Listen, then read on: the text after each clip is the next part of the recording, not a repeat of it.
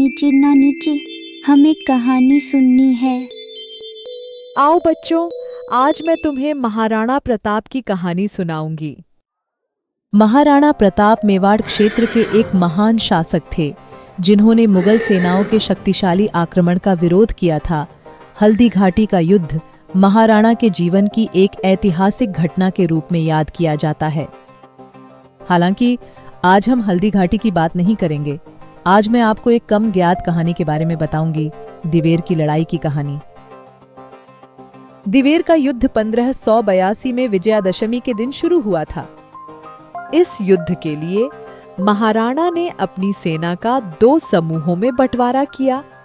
एक का नेतृत्व उन्होंने खुद और दूसरे का नेतृत्व उनके पुत्र अमर सिंह ने किया। दोनों सेनापति युद्ध के मैदान में अधिक प्रभावी साबित हुए, जिसमें राजपूत सेनाएं महाराणा द्वारा तैयार की गई गुरिल्ला युद्ध रणनीतियों के साथ मुगल सेना पर हावी हो गईं। इस युद्ध में 2 महत्वपूर्ण घटनाओं को आज भी गर्व से याद किया जाता है।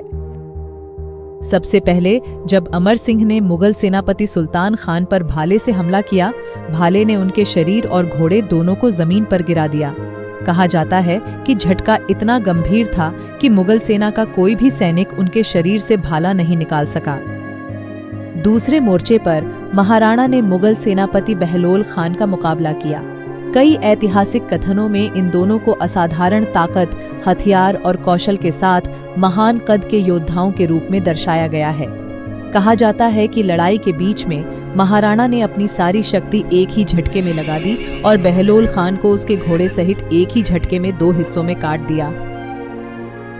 राजपूताना नेताओं को इस तरह की भयंकर कुशल रणनीति अपनाते हुए और अपने सेनापति को गिरते हुए देखकर मुगल सेना के शेष लगभग 36,000 सैनिकों ने महान राजपूत और उनकी सेनाओं के सामने आत्मसमर्पण कर दिया। मेवाड़ में मुगलों की सभी 36 चौकियां बंद कर दी गईं। भारत और पाकिस्तान के बीच 1971 के युद्ध में पाकिस्तानी पूर्वी कमान की सेना के महान आत्मसमर्पण के बाद यह पूरे भारतीय इतिहास में दूसरा सबसे बड़ा आत्मसमर्पण माना जाता है। महाराणा प्रताप की रणनीतियां और समर्पण पीढ़ियों के लिए प्रेरणा बनी रहीं।